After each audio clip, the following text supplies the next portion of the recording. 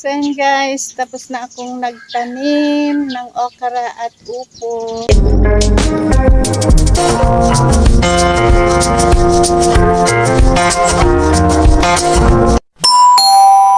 Dapat naman tayo magtanim dun sa kabila. Ayan, dun naman ako sa kabila magtanim mga guys.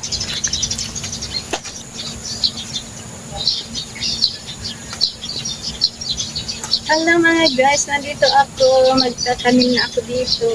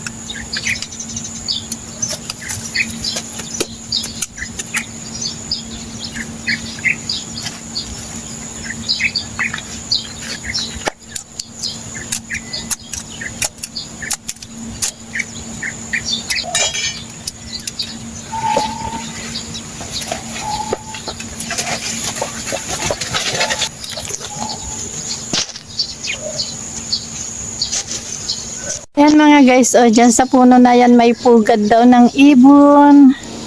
Titignan ni Mr. mga guys para kukunin niya at ililipat kasi puputulin na niya yung puno ng malunggay mga kanelman para hindi malaglag yung pugad ng ibon.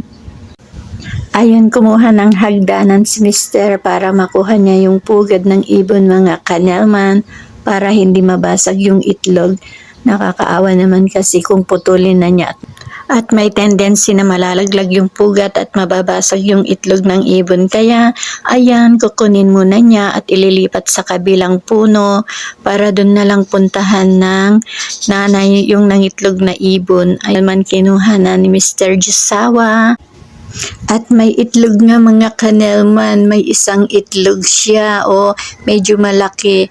Itlog daw ng may tawag si Mr. Jusawa dyan mga kanelman, bato-bato daw. Ayan guys, so nakita namin pugad.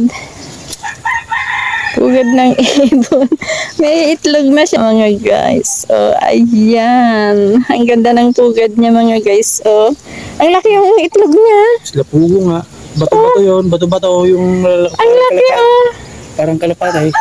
Ang ganda yung pugad niya mga guys. Oh, nakita ni Mr. Pugad ng ibon. At meron siyang itlog na isa. Kaya ililipat na sa kabilang puno itong nakuha naming itlog ng ibon mga kanelman para doon na lang puntahan ng itlog na ibon para hindi naman kawawa yung itlog niya. Ayan si Mr. mga guys.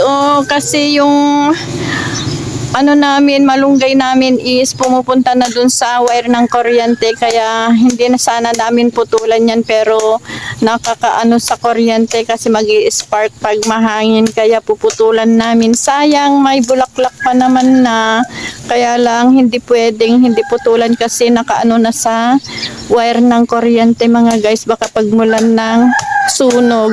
Kaya goodbye may malunggay. Wala na, hindi ko na mapapakinabangan mga bulaklak niya, yung bunga niya kasi nga umaano sa kuryente mga guys, so at masama daw yan. Kaya pulakin na lang ni Mr. Tutubo pa naman yan kasi hindi naman siya as in natanggal yung puno niya. Nakaano na kasi sa kuryente. Kasi pag mahangin magi-spark yung kuryente mga guys, kaya pinuputol ngayon ni Mr. Puno ng malunggay yan mga guys. Ayan ang nagagawa ni Mr. pag ganyan na day off niya mga guys. Nag-aayos kami ng mga tanim-tanim. Ayan, si Mr. mga guys.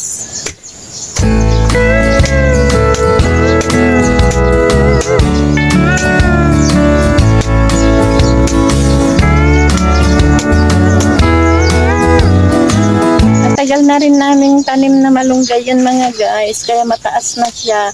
Kaya lang goodbye sa taas malunggay kasi nga umaabot na siya sa wire ng kuryente, kaya kinakailangan ko yung pinutulan ni Mr. mga guys. Matalahib dito sa gilid na to. Ayan, wala na yung malunggay, putol na. Kasi ayun yung wire ng kuryente kasi mga guys, oh. Kaya pinutol. Meron pa naman kaming malunggay sa kabilang bakod. Kaya, ayan, pinutol na. Itatanim uli yung pinagputulan niya na yan. Di, yung papaya na ano na. Nadaganan. May bulaklak pa naman na, sayang. Yan, kasi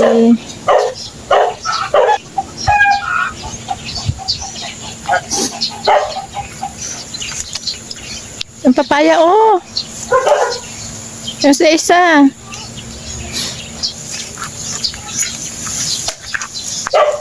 Ay, nadaganan.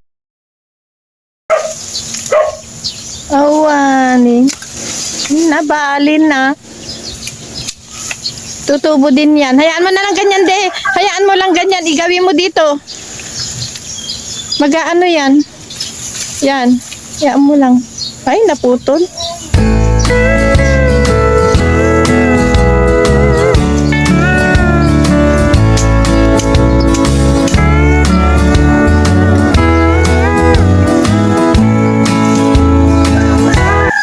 Ayan ang day off ni Mr. Ayan ang day off. Imbes na pahinga mga guys is sisibak-sibak muna siya ng mga dapat ayusin dahil nasa kuryente na siya. Kaya ayan ang ginawa niya ngayon. Mamaya pagkatapos niyan dito ay matutulog na siya. Kasi overnight siya nagtrabaho kagabi, overtime. Kaya habang hindi pa daw siya inaantok ay gagawin na niya yung mga dapat gawin. Para mamaya is tulog-tulog na lang. Alam niyo naman na ang nag-overtime, di ba? Natutulog, bumabawi, ganyan. Ayan. Yan muna ang gagawin for today's video. Guys, magtatanim tayo ng luya. Magtatanim ako ng luya mga guys, at namatay yung tanim kong luya.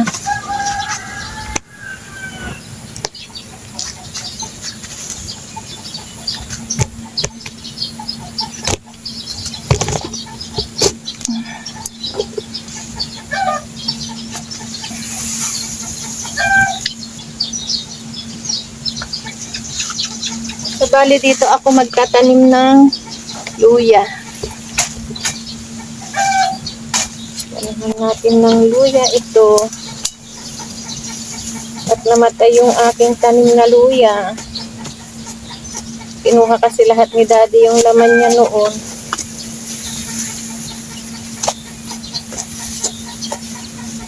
Maganda itong lupa niya, oh, black soil. Yan, dito natin itatanim.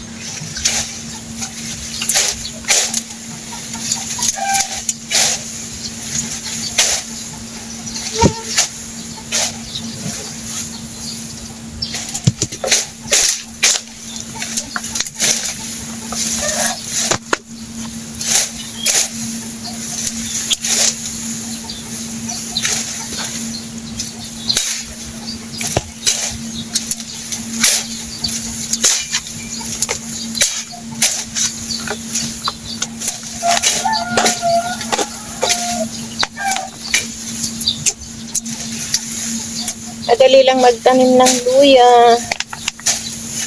nagtanim kayo yung meron na siyang lumalabas na tubo para madali na lang siyang tumubo.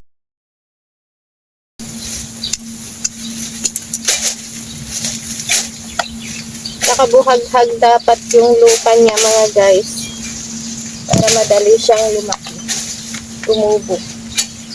Yan. So, bali na itanim ko na yung luya mga guys.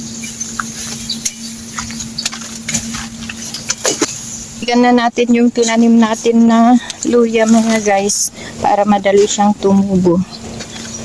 Ayan, tiligan na natin.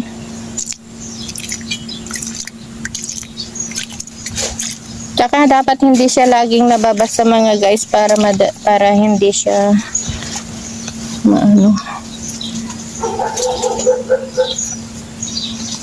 Takpan muna natin siya. Ayan guys, santayin na lang natin na tumubo yung tinanim kong luya.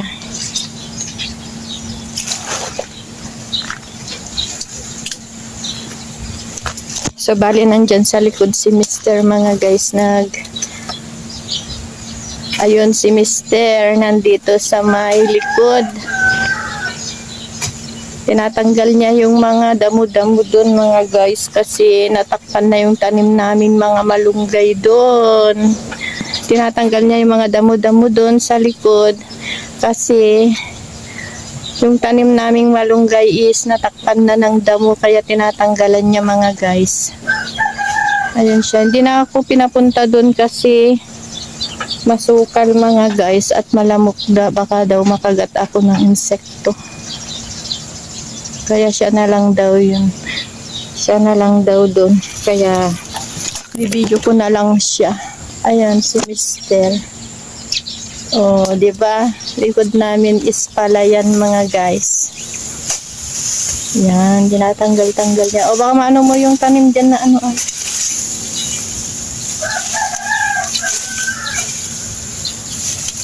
Ayan na, may kwan siya, may kalabasa oh. Igawin mo nga dito de, para hindi gumawi dyan.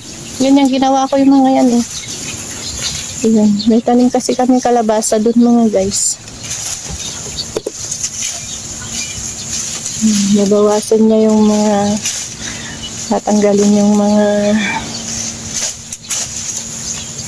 ano dyan, sa likod. Yung mga tanim namin is natatakpan ng damo.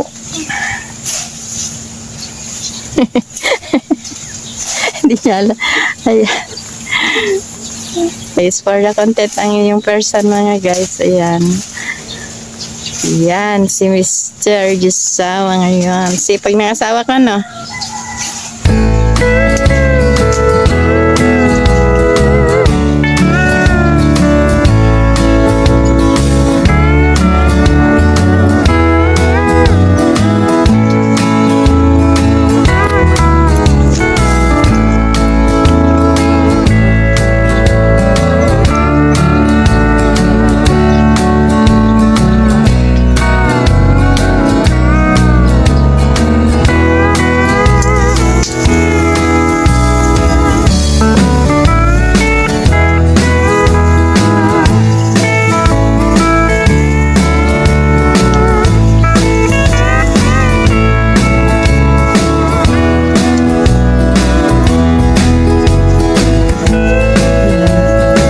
Bakod niya doon sa likod.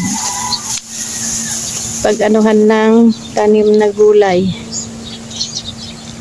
Yan. Lamok. Yan ang likod namin. Palayan mga guys. Palayan, ang likod-likod namin, puro mga palay. Malapit ng maani.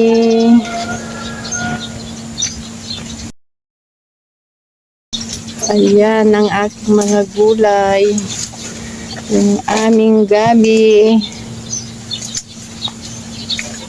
Sari-saring tanim. Sari-saring gulay.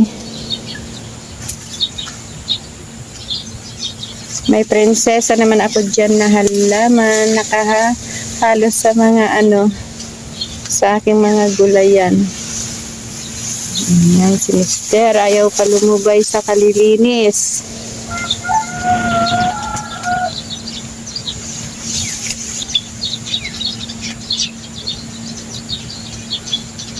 Ayan guys, may bunga yung saging. May bunga na yung saging. May bunga.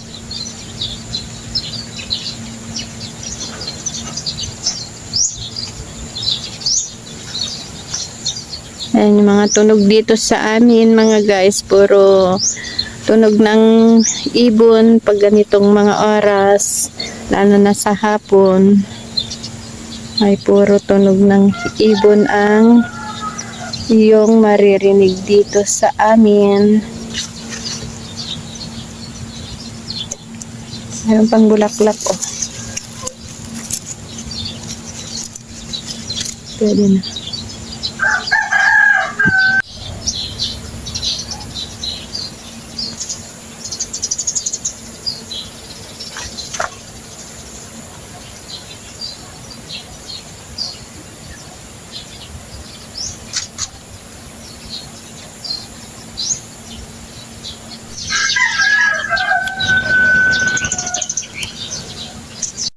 So yun guys, tapos na akong nagtanim ng okra at upo. At si Mister naman ang naglinis sa bakod namin sa likod. Ayan yung aking mga tanim. Ayan guys, thank you for watching.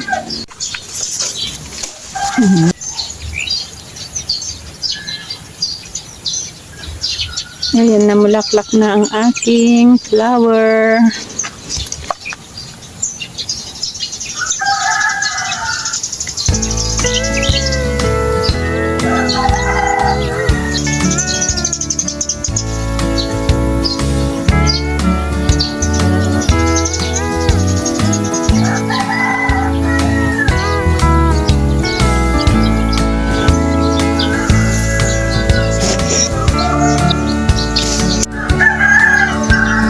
So, ayan pa rin si Mister mga guys.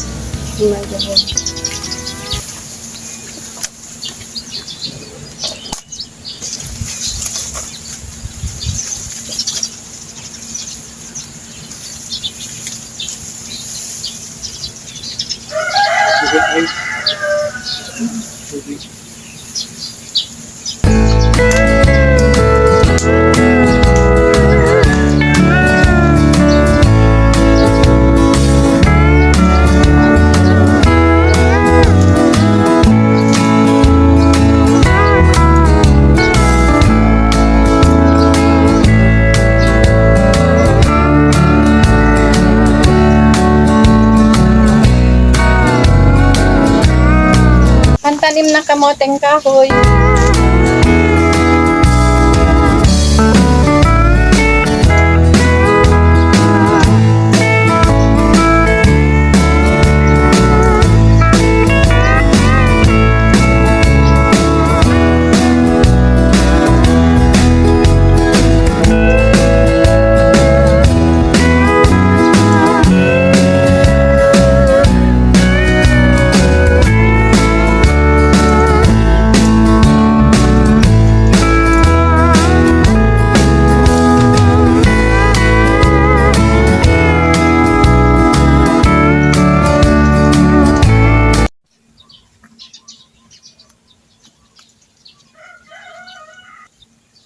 So that's it for today's video mga kanelman. Bye! Thank you for watching. See you on my next video. See you later. Bye!